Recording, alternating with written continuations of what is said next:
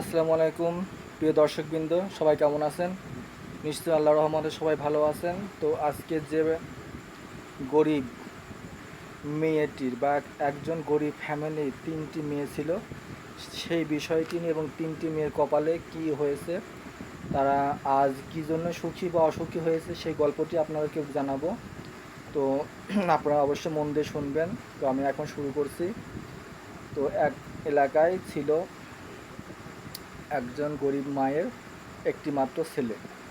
তো সেই ছেলেটিকে তিনি অনেক দুঃখ কষ্টে অন্যের বাসায় কাজ করে, শাক বিক্রি করে অনেক কষ্টে মানুষ করছে বলতে ছেলেটি কিন্তু লেখাপড়া করেনি। ছেলেটি গায়ে গতটা বড় হয়েছে, কিন্তু লেখাপড়া করেনি, না কোনো কাজ শিখেছে। রিক্সা চালায়, চুরি করে, হিরো খায়, গাঞ্জা খায়, এইভাবেই মানুষ হয়েছে। আসলে পরিবেশটা অনেক খারাপ। তো এটি অনেক আগেকার একটি ঘটনা, যা আমার চোখের সামনে ঘটে গিয়েছে। তো সেটি আমি আপনাদের সঙ্গে শেয়ার করতেছি। আসলে মানুষ অনেক আশা ভরসা করে একটা সন্তান লালন পালন করে, কিন্তু চেষ্টা করে, মা বাবা কিন্তু হাল ছেড়ে দেয় না, চেষ্টা করে।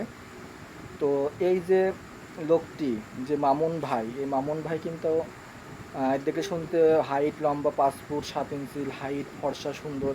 এই ছেলেটি কিন্তু তার ভবিষ্যৎ নষ্ট করেছে নিজের হাতে। সে কিন্তু ছোটকালে তার বাবাকে হারিয়েছে, তার বাবা নেই। এই গরিব দুঃখিনী মা অনেক কষ্ট করে মানুষ করেছে। তো বড় হওয়ার পরে সে তো একরকম মানুষ হয়েছে কষ্টের মধ্য দিয়ে। বড় হওয়ার পরেও তার মা কী করলো, ওই হিরোখোর গাঞ্জাখোরের জন্য একটা বউ নিয়ে আসলো। বউটি দেখতে কিন্তু ছিল অনেক নম্র ভদ্র সভ্য। তো তার নাম ছিল লায়লা। তো লায়লা কিন্তু যখন জানতে পারলো যে তার স্বামী হিরোইন খায়, গাঞ্জা খায়, চুরি করে এবং তাকে অনেক মারধর করছে, তার বাসার থেকে টাকা পয়সা নিয়ে গেছে, তো সে অনেক কাঁদতে থাকে, দুঃখ কষ্ট করে থাকে। কিন্তু লায়লা ছিল একজন জাতের মেয়ে।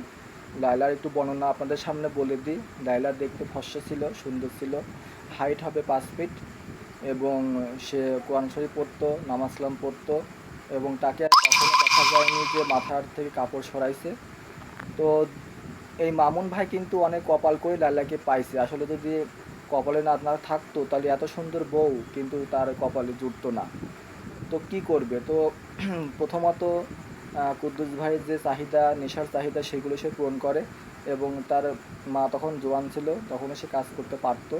তো এই কম বেশি আর কি টুকিটাকি কষ্ট দুঃখের মধ্য দিয়েই লালা ভাবি বাসায় ছিল কিছুদিন। কিন্তু যখন এই মামুন ভাইয়ের যখন অত্যাচার বেড়ে গেল, তখন এই মামুন ভাই কিন্তু তার বউকে কাজে লাগাই দিল, বাসায় কাজে লাগাই দিল টাউনে। তো ভাবি মুখ বুঝেই কাজ করতেছিল, এবং তারপরে তার প্রথম সন্তান জন্মগ্রহণ করলো। তার প্রথম সন্তান হয় মেয়ে। কী কপাল দেখেন, গরিবের ঘরে আসলে দুঃখের পরে দুঃখই আসে। তো তারপরে আরেকটি মেয়েকে অনেক কষ্ট করে, বাবা তো দায়িত্ব নেয় না, দাদি তো দায়িত্ব নেয় না। তো এই লায়লা ভাবি বোরখা পরে, হিজাব পরে, অনেক কষ্ট করে মানুষের দ্বারে দ্বারে খেটে এই মেয়েটাকে মানুষ করছে। তারপরে আবার তার কিন্তু দেখেন আল্লাহর কী ইচ্ছা, আল্লাহর ইচ্ছা নিরালা, আল্লাহর সাথে তো কেউ পারে না। তো আল্লাহ তাআলা যাকে যা দিয়ে খুশি হন, দুঃখের ঘরে আল্লাহ দুনিয়াতে সবারই পরীক্ষা নেন। তো আরেকটি মেয়ে হয়েছে এবং তারপরে কিন্তু আরেকটি মেয়ে হয়েছে। এই মামুন ভাইয়ের ঘর আলো করে 3টি কন্যা সন্তান হয়েছে। তো মামুন ভাই তো অনেক অত্যাচার করে লায়লা ভাবির উপরে, এবং এটা অনেক লং টার্ম একটা কাহিনী। তো এখানে অত কাহিনী, দুঃখের কাহিনী, আসলে মায়ের যে যন্ত্রণা, ইচ্ছে আসলে পীড়া দেওয়ার কিছু হয় না।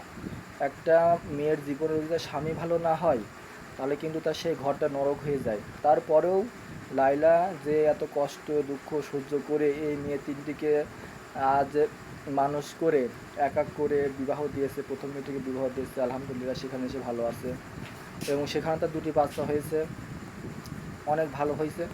তো দ্বিতীয় মেয়েটিকেও তার পাশে একটি গ্রামে বিবাহ করেছে, এবং ছোটো মেয়েটিকেও বিবাহ দিয়েছেন, আলহামদুলিল্লাহ, সবাই দোয়া করবেন। তো গল্পের মাঝখানে একটি বেদনাদায়ক বিষয়, যে এই যে স্ত্রীটি যে তার স্বামীর ঘরে নরকার জীবন যাপন করতেছে। তো এটা সবচেয়ে খারাপ, যে বর্তমান যুগের মেয়েরা যে এতটা কষ্ট সহ্য করতে পারে, তারই একটা উজ্জ্বল দৃষ্টান্ত। তো তারপর কিন্তু এখনও কাজ করে যাচ্ছেন, লড়াই করে যাচ্ছেন জীবনের সাথে। তারও দিনকে দিন শরীর খারাপ হয়ে গেছে এবং অসুস্থ হয়ে পড়েছেন। তো দেখা তো কেউ নাই। তো আশা করি বুঝতে পারছেন যে কতটা কষ্ট হয়। আসলে মানুষ, একটা মহিলা মানুষ বাইরে কাজ করে আসার পরে বাসায় যদি অশান্তি করে থাকে এবং কতটা কষ্ট করে বাইরে কাজ করে টাকা ইনকাম করতে হয়। যারা টাকা ইনকাম করে তারাই জানে যে ৳১ কিন্তু ভাই পথে পড়ে থাকে না। যে কতটা কষ্ট করে নিজ সন্তানকে মানুষ করতে হয়, লেখাপড়া শেখাতে হয়, ভালো মন্দ খাওয়া দাওয়ানোর পরে তাকে বিবাহ দিয়ে অন্যের বাড়িতে উপযুক্ত করে পাঠাতে হয়। তো লায়লা ভাবির জীবন কাহিনীটা এইরকমই দুঃখ কষ্টের মধ্যে আছে, এখনও আছেন। তো তারা অনেক অসুস্থ তিনি, তার জন্য সবাই দোয়া করবেন। তিনি আসলে একটা উজ্জ্বল দৃষ্টান্ত বর্তমান যুগে। তো মামুন ভাই কিন্তু এখনও বয়স হয়ে গেছে, মধ্যে হয়ে গেছে, কি সে কিন্তু ভালো হয়নি, আর হয়তো হবেও না। তার মুরব্বী মা অসুস্থ, তাকে দেখে না। তো এইভাবে চলছে। এ হচ্ছে মানুষের জীবন। আসলে দুনিয়াতে কেউ কারো নয়। দুনিয়াতে আসলে বোঝা যায় যে কেউ কারো নয়, কারোর জন্য কেউ ভালো হয় না। যদি কেউ বলে যে আমি তোমাকে ভালোবেসে ভালো হয়ে যাব, সে সত্যি এটা বড় মিথ্যা কথা বলে। সে নিজেকেও ধোঁকা দেয় আর অন্যকেও ধোঁকা দেয়। আসুন ভাই, আমরা যদি ওয়াদা করি, ওয়াদা রক্ষা করতে থাকি। তো আমার গল্পটা যদি ভালো লেগে থাকে তো লাইক দিয়ে, শেয়ার দিয়ে আমার পাশে থাকবেন। আর আমি দোকান থেকে ভিডিও বানাই, যদি কোনো ভুল ত্রুটি হয়ে থাকে ক্ষমার চোখে দেখবেন। আসসালামু আলাইকুম।